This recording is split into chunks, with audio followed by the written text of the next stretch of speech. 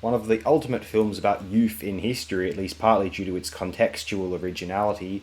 No Hollywood film is about adolescence remotely neared this. Even the Italian neorealist films, plausibly inspiring Truffaut's quasi-docurealist priorities, were far too convinced of objective reality to aestheticize for subjective etherealism, what Godard might have termed the data of consciousness.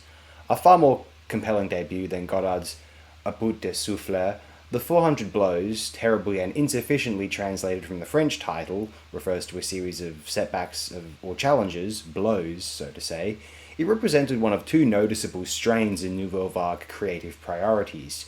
Truffaut's grounded yet free-flowing psychological realism coexisted alongside Godard, Varda, Rivette, or Marker's more determinedly postmodern insurgencies. Mal, Chabrol, and Roma were closer to Truffaut's thinking, I feel.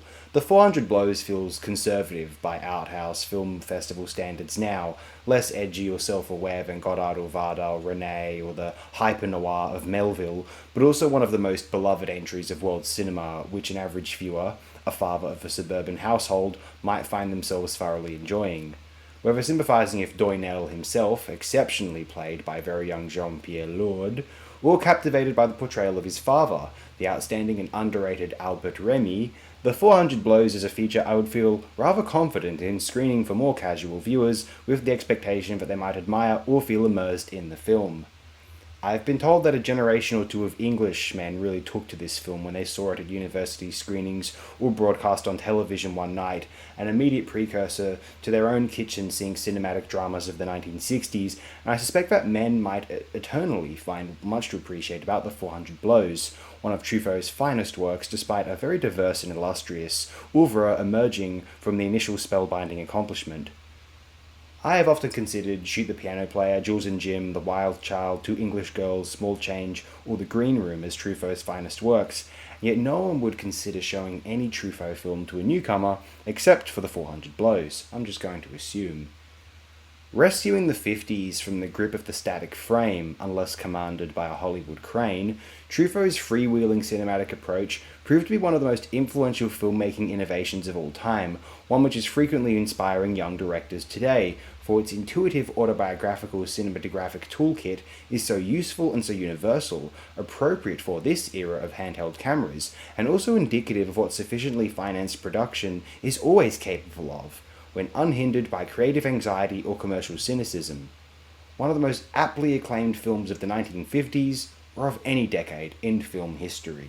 1001 Movies You Must See Before You Die has this to say.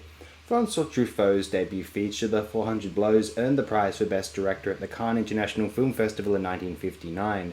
In an instant, its young maker was on the map of international film culture, and smoothing the way for such new wave colleagues as Jean-Luc Godard and Eric Rohmer, already immersed in cutting-edge projects of their own. Like the other new wave filmmakers, Truffaut cultivated his key ideas writing articles for Cahiers du Cinéma, the literate film magazine edited by André Bazin, who encouraged his critics to pursue their convictions often far from his own distinctive blend of aesthetic and philosophical concerns. Truffaut was the most aggressive writer of the group, fiercely criticizing French cinema's tradition of quality while formulating the politique des auteurs that saw strongly creative directors as the primary authors of their films. The 400 Blows abounds of the spirit of personal filmmaking that Truffaut had celebrated as a critic. The hero, Antoine Doinel, Jean-Pierre Lourdes, is a thinly fictionalized version of the auteur himself, and Truffaut later revealed that he boosted the intensity of the 15-year-old actor's performance by joining him in a private conspiracy against the rest of the cast and crew. Master cinematographer Henri Decker shot the picture in real Paris locations, and Truffaut never hesitated to stray from the story for moments of poignantly conveyed emotional detail. One such sequence comes when Antoine rides in an amusement park centrifuge, twisting his body into wry contortions that express his rather weak impulse to rebel against society's constricting norms.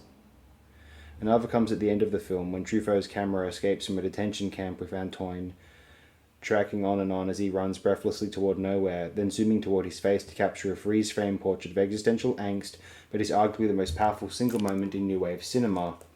Truffaut and Lourdes continued Antoine's adventures in 4 more films, ending the series of Love on the Run in 1979, 4 years before Truffaut's untimely death.